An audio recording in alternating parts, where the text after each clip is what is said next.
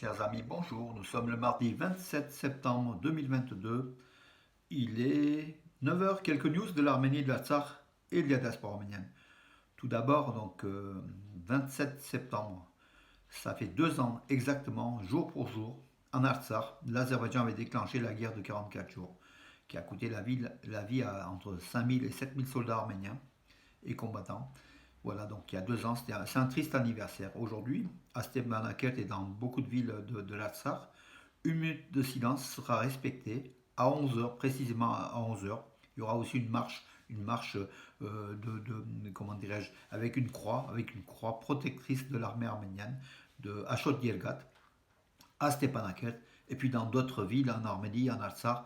Cette célébration, en fait, triste anniversaire de la guerre de 44 jours sera donc célébrée à la mémoire des victimes, hein, tout simplement. Voilà. Donc c'est un jour quand même un peu. Donc cela fait 2 ans exactement aujourd'hui. L'Azerbaïdjan était engagé dans une guerre donc par l'agression de l'Azerbaïdjan. L'Artsakh était engagé dans une guerre, pardon, donc avec le couple turco-azéri qui ont envahi le territoire de l'Artsakh au terme de la guerre, à la signature du cessez-le-feu le 9 novembre 2020. 60% du territoire de l'Artsakh comment dirais-je, était occupé par l'ennemi, et aussi les territoires autour de sécurité autour de l'Artsakh. Voilà. En vie humaine et puis en territoire. Donc ça a coûté très très cher cette guerre de 44 jours de l'Artsakh.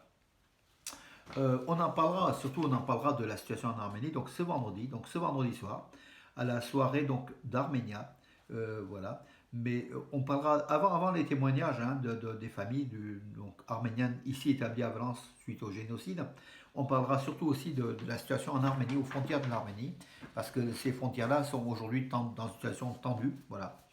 Saluons aussi donc le Figaro, donc c'était le Figaro d'hier, avec une partie bien sûr sur l'Arménie, une page complète sur l'Arménie. Il faut le signaler parce que les journaux sont très peu nombreux. Voilà, donc avec une carte. Et aussi les entraînements de groupes de volontaires en Arménie, hein, donc c'est aujourd'hui à la mode. L'Arménie se prépare la société civile se prépare à affronter une possible invasion donc turco-azérie. Voilà, donc il faut préparer la guerre pour être sûr d'avoir la paix, tout simplement. Merci au Figaro. Et puis l'événement hier, c'était la visite à Paris, à l'Élysée. Il a été reçu à l'Élysée, donc Nicole Pachinian, le Premier ministre arménien qui revenait des États-Unis, en fait, hein, de la 77e Assemblée générale de l'ONU. Il est passé voir donc le président français Emmanuel Macron, qui l'a reçu dignement, il faut le dire, avec des discours. Donc on notera dans le discours surtout que Pachinian remercie Emmanuel Macron, il remercie la France, Emmanuel Macron, d'avoir exigé le retrait inconditionnel des troupes azéries du territoire souverain de l'Arménie. Il a aussi remercié, donc Pachinian, il a remercié Macron, la France, qui préside le Conseil de sécurité de l'ONU, d'avoir convoqué un Conseil de sécurité justement de l'ONU pour cette question entre l'Arménie et l'Azerbaïdjan qui a agressé l'Arménie. Voilà. Beaucoup de choses, hein. Donc Macron soutient l'Arménie, bien sûr, soutient aussi le dialogue entre Yerevan et Bakou. Voilà, donc beaucoup d'éléments. Vous pouvez suivre la totalité des discours sur ma page Facebook ou alors sur armenews.com. Voilà, donc où vous avez la totalité des informations. Il faut quand même signaler aujourd'hui donc les médias en France, BFM TV, pratiquement rien. Peut-être si quelques lignes encore. Mais c'est CNews, la chaîne 16, donc sur la TNT, qui s'est démarquée avec des reportages en Arménie et puis une discussion avec carte à l'appui montrant la situation donc de l'Arménie dans ce Sud-Caucase. Voilà, donc regardez aujourd'hui plus CNews, vous risquerez d'avoir plus d'images donc de l'Arménie et de ces rencontres entre Pachinian et Macron que les autres chaînes de télévision. Donc favorisons donc CNews. Moi, c'est mon avis, hein, donc plus on parle de l'Arménie, mieux c'est, tout simplement. Alors, oui, des nouvelles, oui, il y en a bien sûr. L'Arménie ne participera pas au Kazakhstan aux manœuvres militaires de l'OTSC, l'Organisation de traité de sécurité collective, officiellement parce que l'Arménie est en situation tendue à ses frontières, donc elle ne va pas envoyer des troupes faire des entraînements au Kazakhstan. Mais officieusement, on pense aussi qu'entre Yerevan et l'OTSC, donc il y a un froid, l'Arménie demandait, qui est membre de l'OTSC, donc demandait l'intervention militaire de l'OTSC, mais rien n'a été fait. Donc l'OTSC est venu, a envoyé son secrétaire général Zas, donc en Arménie. Il y a eu des rapports, mais l'OTSC n'est pas intervenu, bien sûr, à la demande de la Russie. La Russie n'intervient pas militairement, tant en Artsakh n'est pas intervenu, tant en Arménie. Donc c'est quand même une situation aujourd'hui paradoxale. Le protecteur de l'Arménie, hein, la Russie, aujourd'hui, est défaillant, tout simplement. Poutine a sans doute d'autres plans, turco-azéri, qui fait que donc l'Arménie est aujourd'hui un petit peu délaissée. Bien sûr, il y a toujours les soldats de paix russes, hein, il ne faut quand même pas l'oublier en Artsakh. Sans eux, la partie même arménienne restante des 40% du territoire serait aussi une nouvelle fois occupée par l'Azerbaïdjan qui n'attend qu'une chose, le départ des troupes russes. Donc ne vendons pas, comment dirais-je, oui, ne minimisons pas le rôle de la Russie quand même. Malgré tout, par contre, dans cette guerre, cette dernière attaque de l'Azerbaïdjan, la Russie a été pratiquement pas silencieuse, parce qu'elle a quand même manœuvré pour aussi la signature d'un cessez-le-feu avec les Américains, les Français, les Européens. Mais voilà, donc Poutine ne veut pas envoyer, ne veut pas faire sortir ses troupes et ne veut pas un nouveau front en Arménie. Et quitte à délaisser le sort des Arméniens, donc les soldats arméniens doivent défendre leur patrie. Donc là, voilà, donc on est dans une situation quand même très compliquée suite à cette guerre contre l'Ukraine. La Russie n'a plus les moyens aujourd'hui d'assurer la défense de l'Arménie. L'Arménie doit être défendue par elle-même ou par ses alliés. Je ne sais pas, donc l'Iran qui est à la frontière, qui menace aussi l'Azerbaïdjan. La Turquie qui de l'autre côté menace l'Arménie. Enfin, c'est une situation très très compliquée. Voilà. Seule la voie diplomatique, la voie des négociations peut encore déminer ce phénomène. Le festival, le cinquième festival du livre à Yerevan, donc accueillera donc des auteurs étrangers de nombreuses donc ça aura lieu entre donc le 30 septembre, vendredi, et le 2 octobre, donc le week-end prochain, donc sur 3 jours, 3-4 jours. Euh, oui, 3 jours plutôt.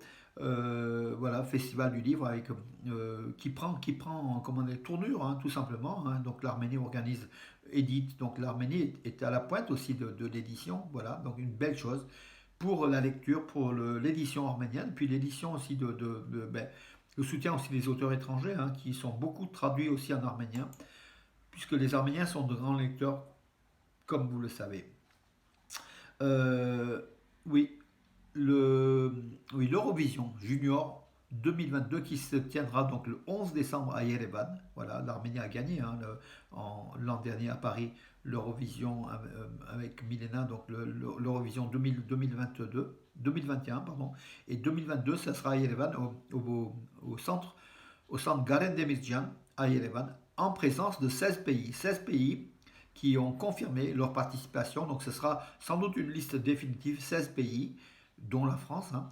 Mais l'Azerbaïdjan a décliné. Donc là, au dernier moment, l'Azerbaïdjan qui était intéressé l'an dernier, qui avait affirmé même en début d'année sa participation à Yerevan, a aujourd'hui, suite sans doute à cette agression hein, de l'Arménie, puisqu'elle n'est pas quand même la bienvenue en Arménie après cette agression, et dans le monde aussi civilisé, dans le monde européen, l'Azerbaïdjan ne participera pas en Arménie à l'Eurovision Junior 2022, et c'est tant mieux, je dirais, voilà, tout simplement. Hein. L'Azerbaïdjan doit se sanctionner elle-même déjà. Et puis le logo donc, de cette Eurovision Junior, c'est une toupie décorée à l'arménienne, avec des motifs arméniens, une toupie qui fait autour du soleil, avec un ruban tricolore arménien, un très très très beau logo. Et puis la toupie, c'est aussi un jouet traditionnel arménien. Les Arméniens aimaient bien, parce qu'aujourd'hui, aujourd'hui, c'est plutôt le monde électronique, hein, donc ça aimait bien la toupie, donc tant en Arménie occidentale qu'orientale. Voilà une belle chose, hein, une toupie qui tourne et qui donne de la magie en fait. Hein. Donc voilà, le titre c'est Spin the Magic. Donc Spin the Magic, donc voilà, je vais vous dire, la traduction elle n'est pas faites tourner le miracle, faites tourner ou la magie, faites tourner la magie ou le miracle.